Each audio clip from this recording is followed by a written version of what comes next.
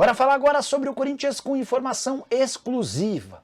Igor Coronado não tem rendido como se imaginava e tem um custo bem alto, R$ 2 milhões por mês. Mas, além disso, e aqui vem a informação exclusiva, ele tem na comissão técnica alguém que não morre de amores por ele. Eu me refiro a Emiliano Dias, filho do Ramon Dias, o treinador do Timão, e alguém super importante na estrutura e na comissão técnica alvinegra.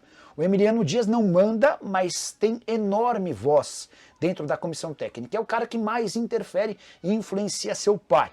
E a relação do Coronado com o Emiliano não é boa por conta de aspectos apenas futebolísticos. Não houve uma treta, uma discussão, uma questão envolvendo ambos. É que o Emiliano entende que o Igor Coronado entrega pouco no momento sem bola e não combate. Aquele meia atacante do modo antigo, que gosta de jogar muito com a bola, mas que tem pouca transpiração sem ela. E nem fui eu que notei, uma pessoa do Corinthians que me fez essa revelação em relação às diferenças entre Coronado e Emiliano, lembrou, até pediu para que eu assistisse a comemoração do gol do Coronado contra o Fortaleza. Você deve fazer o mesmo exercício. Depois busca aí no YouTube, gol do Coronado contra o Fortaleza no jogo válido pelas quartas de final da Sul-Americana do ano passado. Corinthians vence o Fortaleza por 2-0 no Castelão. Primeiro gol da partida é marcado justamente pelo Coronado. Na comemoração todo mundo super contente, mas uma imagem mostra o Ramon Dias, outros auxiliares festejando e no banco de reservas o Emiliano Dias com cara de poucos amigos. A partir daí, dentro do Corinthians, ficou muito clara essa diferença entre o auxiliar técnico, que tem bastante moral interna, com relação ao meio-campista. Coronado, que na atual temporada soma 13 jogos e apenas 2 gols marcados, foi titular na vitória contra o Vasco por 3-0, mas não foi utilizado no duelo contra o América de Cali, partida em que o Corinthians preservou alguns dos seus titulares. Na temporada passada, sua primeira com a camisa corintiana, Coronado disputou 45 jogos com 4 gols e 5 assistências. Para falar sobre o Corinthians, você sabia que o Timão teve seu contrato com a Nike prorrogado? Com um detalhe importante, essa extensão do vínculo até dezembro de 2029 foi a contragosto do presidente Augusto Melo. A Nike fez valer uma cláusula que permitia a ela a renovação automática desse acordo de fornecimento de material esportivo. A Nike é a mais antiga parceira do Corinthians. O Timão, na temporada passada, batalhava por um belo reajuste nos valores, por entender que a Nike banca muito menos ao Corinthians do que a Adidas paga ao Flamengo. Pois bem, a Nike, baseada no que já estava previsto no contrato, acresceu pequenas coisinhas e vai seguir mantendo um pagamento de 6 milhões e 200 mil dólares por ano como remuneração fixa, além de um aumento de 25% no repasse do valor líquido das vendas. Existem uma série de bônus atrelados a título e descontos em caso de desempenho ruim do time relacionado à parte esportiva. Corinthians e Nike que também discutem uma série de taxas que o Timão tem a pagar para a fornecedora de material esportivo. Até por conta dessa situação que eu acabei de contar, Corinthians notificou a Nike que não considera essa renovação de contrato legal. E a justificativa se dá porque a Fisia, que é a representante legal da Nike, é que teria levado adiante essa extensão do acordo. A estratégia do Corinthians é tentar anular a renovação do contrato. A questão vai parar na justiça, porque tanto a Nike quanto a Fisia já disseram que não há nada equivocado ou errado entre as partes. Só para completar o noticiário corintiano, Timão empatou em 1-1 contra o América de Cali na noite dessa terça-feira na Colômbia. O Corinthians sai perdendo e chega ao gol do empate em finalização de Mateuzinho, que desvia no adversário. O resultado não é dos melhores, mas pelo menos mantém o Corinthians vivo na briga pela classificação para a próxima fase. Em caso de derrota, o Corinthians poderia ver o Huracan e a América de Cali com 6 pontos e a chance de classificação bastante distante. E você, corintiano, que pensa sobre tudo que eu contei? Não esquece de deixar like, de se inscrever no canal para falar sobre o Corinthians e uma estratégia arriscada em relação aos 7 jogadores cujos contratos se encerram até dezembro. O caso mais grave é do Giovani, atacante revelado na base, cujo vínculo se encerra em julho. Importante dizer que o Giovani até atua um pouquinho na base, mas ele não era da base do Corinthians, ele foi comprado do Capivariano. E não houve acerto em relação ao contrato do Giovani. O Corinthians fez algumas propostas, as ofertas foram recusadas. O Giovani chegou a ser afastado recentemente, voltou a atuar no time principal, mas é que tudo indica, deixará o Timão sem custos.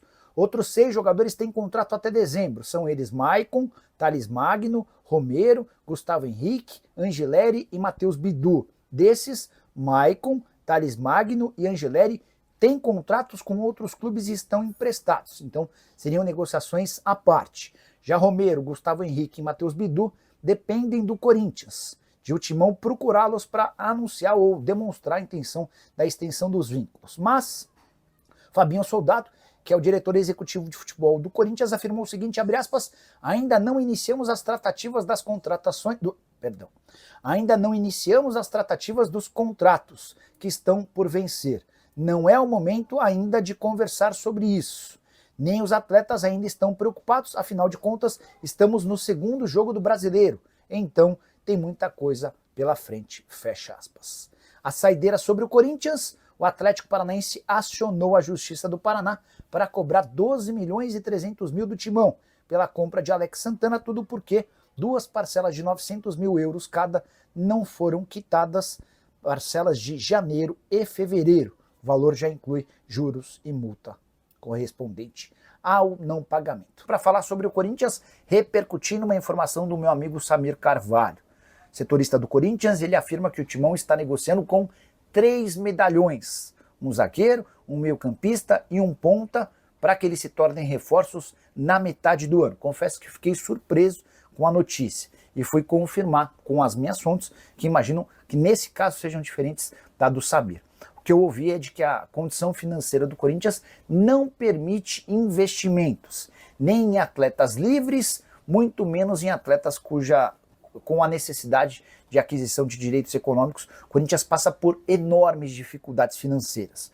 Segundo essa minha fonte, a imprensa não tem a mínima ideia de quão problemático tem sido gerar e levar o Corinthians adiante com tantas contas a pagar e com uma arrecadação bem menor do que aquela que se imaginava. Até por isso, só devem chegar reforços para substituir atletas negociados. Vamos imaginar que o Bidon seja vendido, operação de 20 milhões de euros.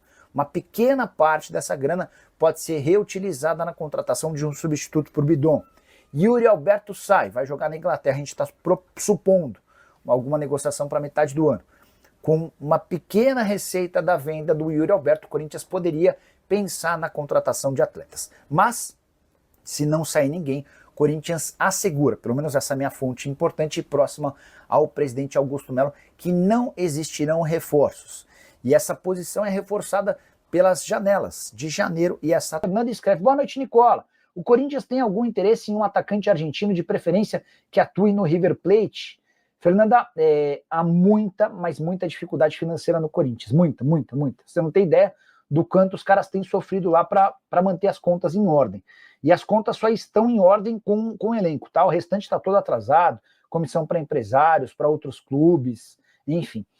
Diante desse cenário, imaginar investimento em contratação de atletas com aquisição de direitos econômicos está completamente descartado, tá? O Corinthians tem até sexta-feira para registrar para contratar jogadores e os 2 nomes que vinham sendo especulados, do Fabinho do América e do Patrick do Novo Horizontino, já estão descartados.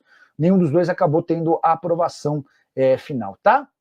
Só mais uma curiosidade sobre o Corinthians, os membros de torcidas organizadas haviam se mobilizado para que nessa segunda-feira, através das redes sociais, o Corinthians fosse capaz de arrecadar e alcançar 40 milhões de reais em doações lá para o financiamento do estádio, né?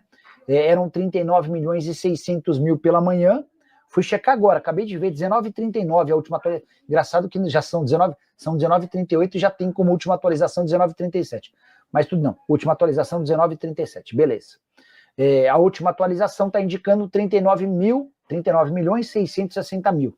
Então, o objetivo de alcançar 40 milhões de reais nessa segunda-feira não foi batido, tá? E o Corinthians segue com dificuldades aquela ideia dos 700 milhões está completamente descartada. De qualquer maneira, dá para dizer que 40 milhões de reais numa campanha de torcedores é algo salutar. Fala pessoal, estamos aí com atualizações importantes do Corinthians. Se inscreva e ative o sininho para receber mais atualizações do Timão. Deixe seu like, que é muito importante para o crescimento do canal. Utilize o espaço aqui embaixo para registrar sua opinião.